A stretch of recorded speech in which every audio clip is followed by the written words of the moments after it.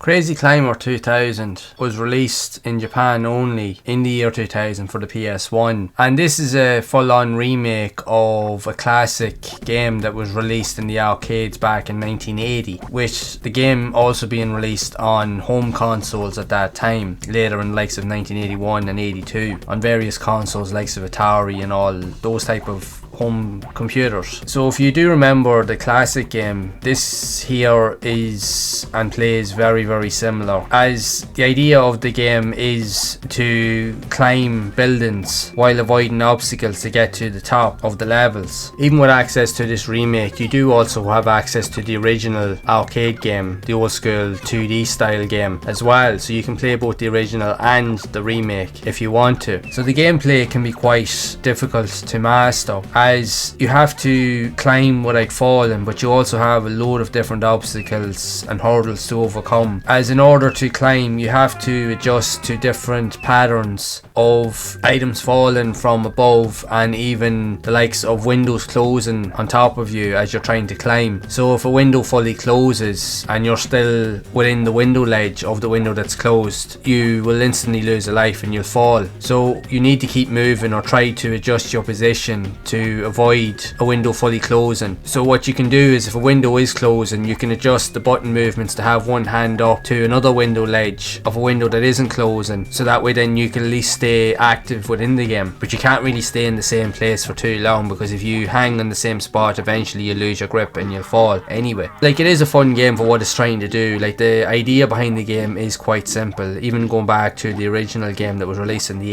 80s, but it is difficult. I'm not going to deny that for a second, as the controls, even with the more modern version, they can be quite clunky and fiddly to use, because even at times, from even my own experience after playing the game, you have to adjust between using the likes of the triangle button and the X button, along with using the directional buttons on the D-pad to adjust your movement. So when you press triangle, the character will move a hand up in the air to grab onto the next ledge, and then you need to press X to move the rest of your body up to grab it, and you have to keep trying to do that the whole time. It's like climbing a ladder. But the difficulty comes from when items are falling from above and you're trying to adjust your position. Sometimes you might only have one hand on a window ledge, you can't move, so you try to move down, or if you do have hands on a window ledge, when you try to move, sometimes you can move freely, but then other times when you try to move, say, to the right, sometimes it just doesn't work, and I found that to be extremely frustrating, as sometimes the controls themselves just aren't as responsive as they could be, and for that reason alone they can be very clunky, and that can cause you to lose a lot of lives. So I even found from multiple playthroughs of the game that a lot of it is, yes, dependent on skill, but it really is dependent more so on luck than anything else, to just hope that things just work in the way that you hope they will work. But coupled with that, and at certain points when you get to certain intervals of the level, the difficulty does increase. You have more items that drop down, and especially more frequent, because in some cases people will throw stuff out the window at you, and in some cases it's random, but then in other cases it's not, because what happens is people will keep constantly just chucking stuff out at you to a point that you get to a certain position where you only have one avenue that you can climb up, and the problem is you can't move left or right, and they just keep chucking stuff down until they knock you off, and that can be extremely repetitive, and the AI can just be really just relentless at trying to knock you off, which can be super frustrating. The only way to overcome this is literally to allow yourself to lose a life, because what the game will do is it will reset you in that position where you fell off, and then the enemies or the people dropping stuff out at you will no longer be there. So even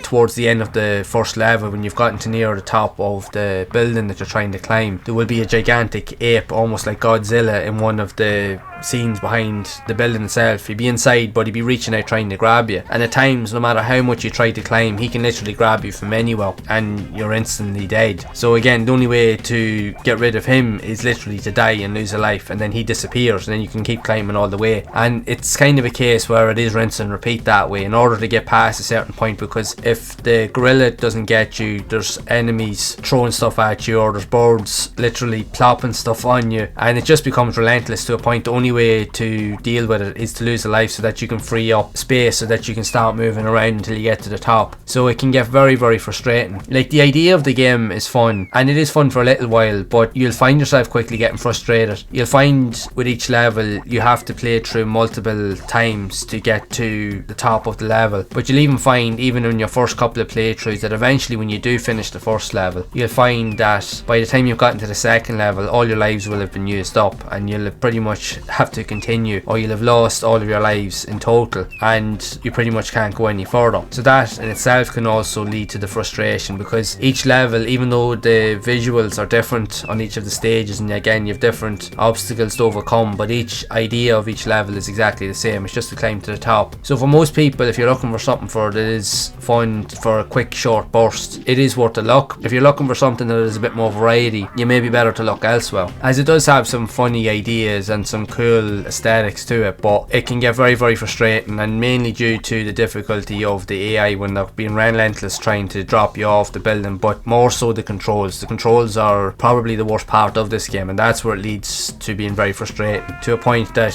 you more than likely will quit and go on to something else. But at the same time, it is a cool take on an old classic, and the fact is that they were able to redo it in a way to make it all 3D and to present it in a different way. That in itself is worth an experience, but depending on how long you play for, well, that depends on you, because some people will like the game, others mightn't, not so much. It really just depends on your own play style and if it is something you're into. But I would love to know your thoughts on Crazy Climber 2000 for the PlayStation, if you have played it yourself, even if you played the original game. So I would love to know your thoughts on Crazy Climber 2000 for the PlayStation if you have played it yourself, and if so, what do you think of it? Is it something that you think you would enjoy, or maybe not so much? I'd love to hear what stories you have in this game, so be sure to share it down in the comments below. So if you have enjoyed this video, make sure to leave a like, subscribe to the channel, and hit the bell to be updated when future videos are released. And if you'd like to see more reviews and gameplay style videos on other unique and quirky style of games that were released on the PlayStation, then be sure to check out the playlist here on screen for other unique and very obscure games that were also released on the system back in the day. So be sure to check them out, and until next time, make sure to keep playing those classic games and enjoying them, and keep those gaming memories alive.